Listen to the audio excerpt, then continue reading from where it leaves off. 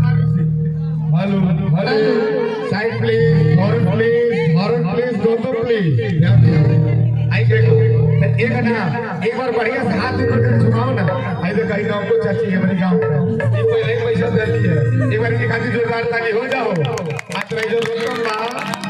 हां नाचो तनी सुन तो पूरा हाथ उठा के नाचो जेकर सबसे ऊपर रही सबसे बढ़िया माई को नेक्स्ट अर्जी सुनिए ना एक पहले बोल रही है तरक्की में हां मेरे बोल एक बार अब चार की बार आप लोग बीच में जगह छोड़ दीजिए तो बीच में आज के हमारे बड़े भाई ने भी माहौल बनाए हुए हैं वीडियो सबका पड़ेगा एक बार और अपने भाइयों को झुकाएंगे